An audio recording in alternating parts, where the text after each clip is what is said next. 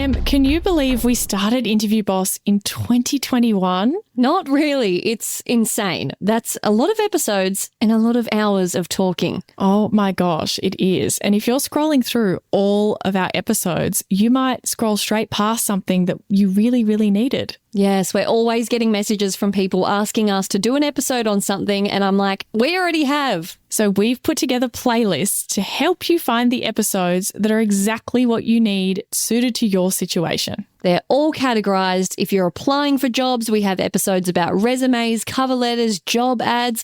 If you've been offered your dream job, we have episodes on resigning, exit interviews, and how to impress at your new company. And we even have a very special playlist that's very popular for if you have an interview coming up immediately and you need just our most recommended hard-hitting episodes between now and then. For all our last-minute listeners. It's all there for you. You can browse by category and check out all the playlists at interviewboss.com.au/podcast.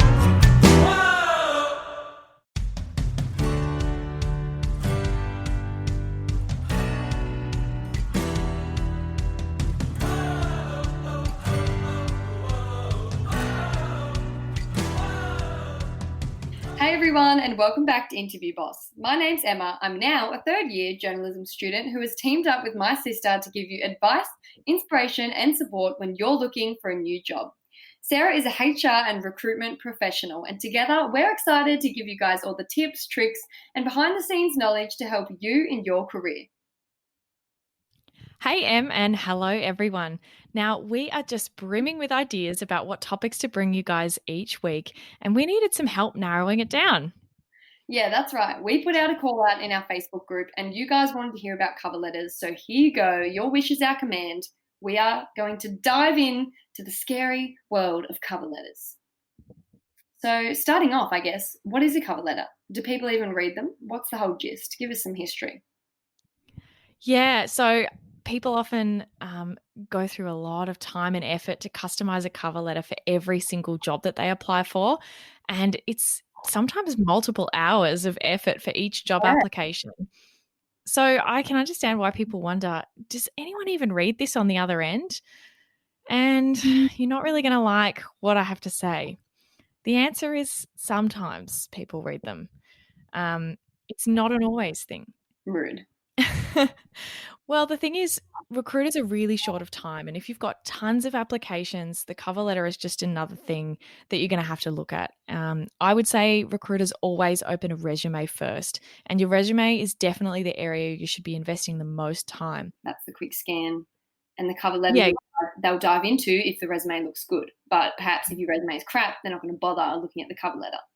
That is exactly right. That's exactly right. And also, sometimes if your resume is a bit odd for the job that they're looking at, they might look at the cover letter for clarification. So, for example, if you haven't worked in a while and you've got a cover letter, you might be able to explain that. So occasionally I'll flick across to the cover letter to see, okay, this person's come from a really different industry, or it looks like they've been living overseas, or it looks like they've been studying. Why is it that they've applied for this job? And I'll look for a bit of explanation to give some context to your resume. And that's what a cover letter can be really good for. And would you say that a cover letter is always essential? I've had some friends before that have said they hadn't really been doing cover letters until recently, and I've kind of been like, that sounds like a sin to me, because without a cover letter, you're not addressing any of the criteria, you're not elaborating. Like, a resume is kind of the bare minimum. Like, would you agree that if somebody had applied with just a resume, unless it was specified for just that, you would be like, oh, get in the bin? No, you don't have to have a cover letter. And I know that's controversial to say, but you do not need one. I feel like that's bad advice. No, it's not bad advice. You don't need one. I've hired plenty of people who didn't write a cover letter. But I think if you're allowed to upload one, you're missing an opportunity to talk about yourself even more. You've got more real estate. You've got another format that you can use. It can be a real advantage. And I would say out of, if you get 100 applications, I'd say probably 20 of them include a cover letter. And most of those are probably super generic cover letters as well, where you can tell that they've just copied and pasted it from their last job application. So by doing a tailored one, you can actually stand out. The vast majority of people aren't sending them in. Yeah. But then I guess that means I'm kind of right because like the vast people aren't doing it, so therefore you should. You know, I'm kind of right that. But just I think I just don't like that you said that. That's so.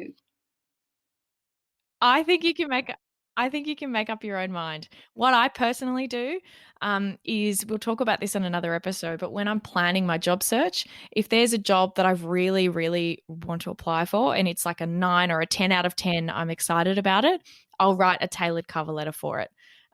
If it's like a 7 or 8 out of 10 that I want to apply for, I might include a bit more of a generic cover letter. So I might use most of the one that I've done before and change 1 or 2 things.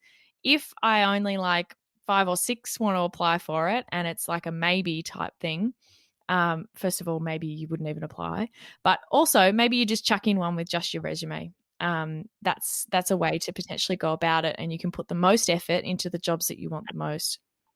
Maybe because I'm just obsessed with talking in words.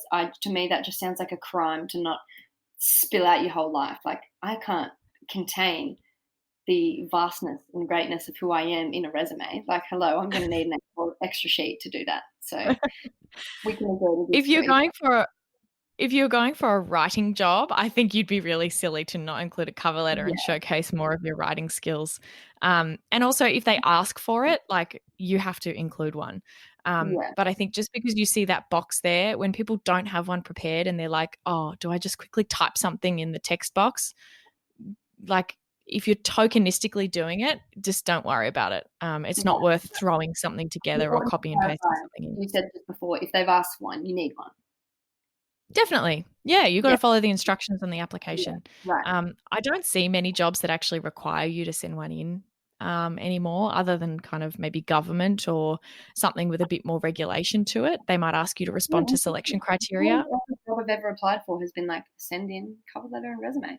This is a very controversial start to this episode, but there's always a box for it. But I'm telling you, I've seen the stats. I've opened the resumes. A lot of people don't have them. Okay. Well, anyway, we've covered some background on the cover letter, some debate, some lovely, healthy debate. So we know the purpose, we know the value in them, but talking about logistics, the nitty gritty of the cover letter, we're starting to write it. We only want 3 paragraphs max. Is that right? Yeah, I think realistically, nobody's going to read a full page of text, and it can look really intimidating to open something up and it's just a wall of text staring at you. Yeah. So it's definitely a summary. So it's like the back page of a book, the back cover. What do you call that? The blurb. A blurb. It's the blurb. Didn't you pay attention in the library in primary school? Clearly not. Yeah. So your cover letter should be a blurb. So it's nice and short. You can showcase your personality, and it's an opportunity to tell your story, which is something we talked about in one of our previous episodes.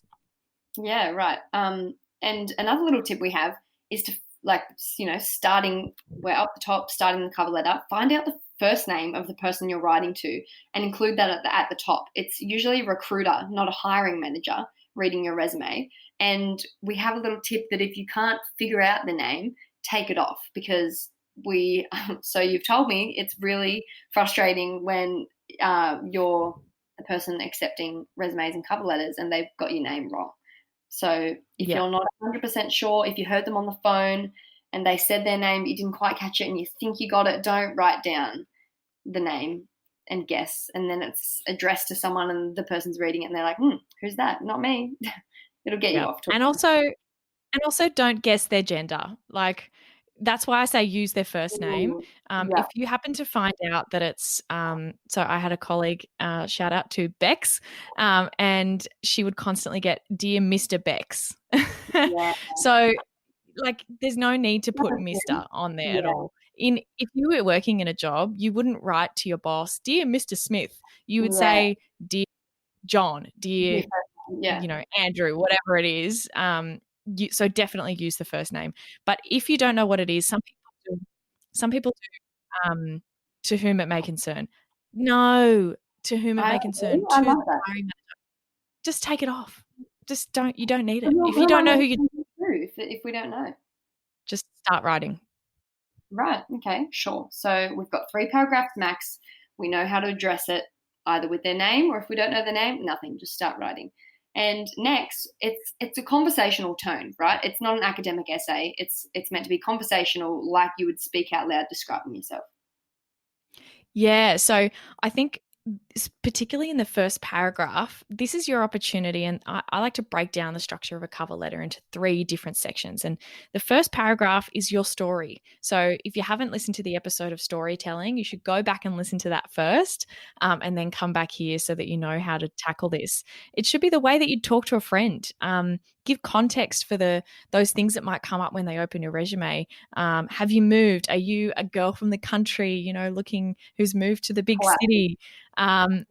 What is it about you in terms of where you're at in your career? So, I've worked for X amount of years. I'm looking to take my next step. I'm looking to switch industries. Looking What's to your get story? employment, blah, blah, blah.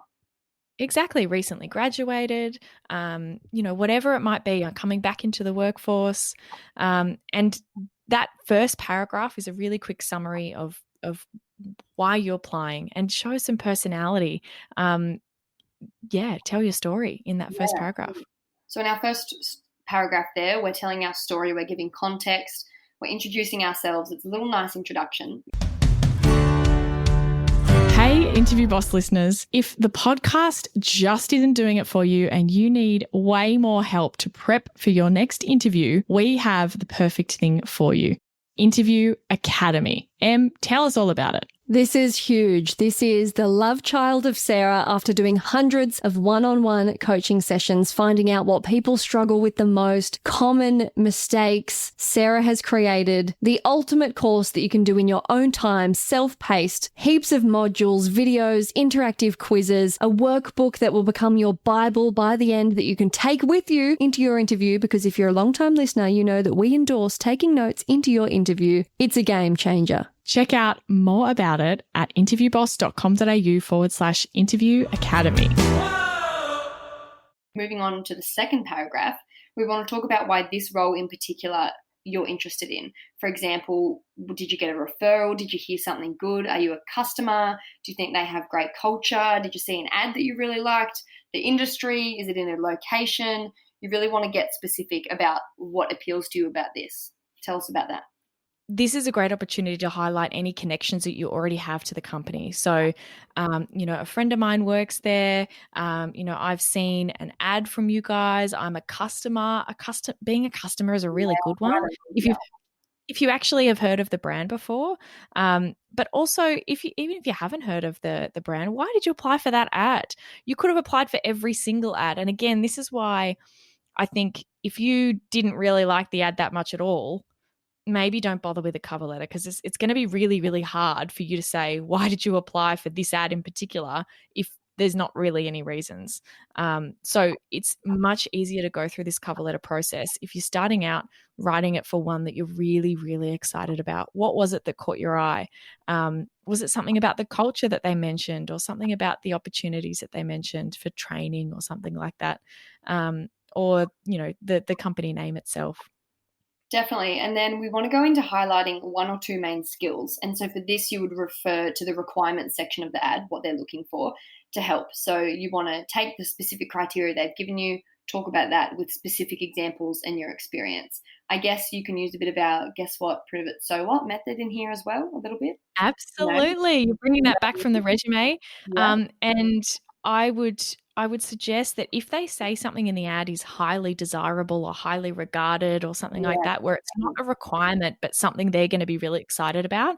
And if you tick that box, make sure that that's the thing that you're talking about here in the cover letter, because they've said that that's something they're going to be looking for. But other than that, I would highlight only 1 or 2 key skills or experience and draw that back to what they're looking for. If they're looking for someone with, 1 year of reception experience, I have 1 year working here and here. If they're looking for someone who's, dealt with customers before, I've dealt with customers, in these roles. And again, use the guess what, prove it, so what to not just say that thing, give some evidence and what was the impact of doing that. Yeah, absolutely. And some other little tips, we don't want to pretend to be something you're not. Don't do that. Plenty of jobs are looking for someone keen and junior. Don't try and fake it. Yeah, I've seen this in a few different resumes and applications that I've seen before. It's kind of like I can almost see the person's insecurity when I'm reading their cover letter and their resume. And I can tell if someone's insecure about their lack of experience because they're really talking it up. They're pretending like um, a project that they did at uni is the same as, you know, 2 years of work experience or whatever. You don't have to fake it. You can say, you know, I'm looking for a role where I can grow and learn and train, you know, and I've got the actual skills that you do have. Does that make sense? So Yeah. don't try and pretend that, you know, my university project group project means that I have excellent project management skills and something Yeah. like that. Just, you know, people are looking for, I hear this all the time from hiring managers, they're happy to hire someone who they can train and develop as long as they've got the right attitude. So maybe talk about some of those things that you do have going for you rather than trying to force some skills into somewhere that it doesn't fit. So the other thing is you don't actually need to completely rewrite your cover letter when you're applying for another job. So what I like to do is go through this process once. Again, pick a job that you're really, really excited about because it's going to be a lot easier for you to go through that process. And shout out to our website here because we actually have a free cover letter template that you can go and download. Gives you somewhere to start. It'll go through these prompts with you as well so that you're not looking at a blank page. So once you've actually written one version of it, you can actually just change that second paragraph that talks about why is it this job that you're applying for. And you can leave the other two mostly the same. You can have a couple of versions of the key skills that you want to pull out if you like. But a lot of the content you're going to be able to reuse. Again, make sure you don't leave someone else's name on the Yeah. application. I have seen a done that hundreds, not the name thing, as in reused cover letters. Like whenever I'm applying for a job, I just go into my cover letter folder on my laptop and just copy and paste the generic ones about customer service or this or attention to detail, yeah. and just tweak it with adding in skills. You don't have to rewrite the wheel. Yeah, you might do a couple of versions depending on what areas you're applying for. If you're applying for jobs all in the same field, you probably only need one version and you can just tweak it a tiny little bit every time. But if you're applying sometimes in sales, sometimes in, you know, management, those sorts of things, you might need a few different versions of key skills. But yeah, you definitely don't need to rewrite. But what I would say is proofread before you upload it. Make sure you name them something. Maybe name it your name and then the job that you're applying for every time you're uploading it, because I've definitely seen cover letters let people down where I think, you know, I'm not going to reject them because of it, but I'm a bit disappointed to see somebody else's name on there that a company that isn't the one that they're applying for. I'm really excited to work for, you know, McDonald's or whatever. And it's like, well, this isn't McDonald's. So what have Yeah. you done? Yeah. Proofread it. Come on. Easy to do. And Yeah, then absolutely. you can add in a little bit of fun here too in the cover letter, if applicable. Yeah, so you got to assess this a little bit depending on the job ad, You've got to read the what kind of job you're going for. Exactly. Read the room is a perfect way to say it. You could completely go off script and not use this structure that we've suggested. There are no rules with cover letters. I've seen some people do things a little bit more creatively and tell a story about themselves or something like that. You could even tell a story about how much you love the business because of whatever. You could be a little bit fun with how you approach it, whatever that looks like. If you feel like it's time to write a creative writing story or write a poem or something like that, if you think the job is going to be open to that, go for it. I think use the way that the job ad is written to give you a guide on whether they're going to be open to it. If they've been a little bit fun and included a I've video, seen some job ads before that are like in the description, it'll be all these serious things and then it'll be like great company banter or like something like that. In that case, I feel like you can put in a little knock-knock joke at the end. yeah, or like if specifically one of the things says you must have a good sense of humor in the description or in talking about their team, well, maybe you can demonstrate that in some way. I've sometimes been a little bit creative with a cover letter and talked about my philosophies about how I approach my work. And again, it wasn't something that they asked for, but it's something that's really important to me. And I felt like in this particular job I was applying for, the philosophies and the way that I approach work, I thought they might find really interesting. And yeah, so you can tackle it in a creative way if you think that's something they'll like. Incredible. So that kind of wraps up most of the tips there, but we've really covered, the whole cover letter process. I think the take-home message is it's a little blurb. It's just a little get to know you better. It's not scary and it's not academic. It's just, you're ticking in some of the elements they want to hear, but you're giving it your own flair as well. That's important. Yeah. And I would say, I know we had a lovely debate on this earlier on, but I would definitely say don't spend hours and hours and hours agonizing over every word of your cover letter. The chances are that it may not be seen, and you don't want to be absolutely heartbroken thinking about the 4 hours that you spent poring over it. Once you've got one cover letter done, you should spend, less time tweaking that than you do your resume. The resume is definitely the most important part. Awesome. Hope you enjoyed that ep, and we'll be back in your ears next week. Yep. See you, everyone. Bye.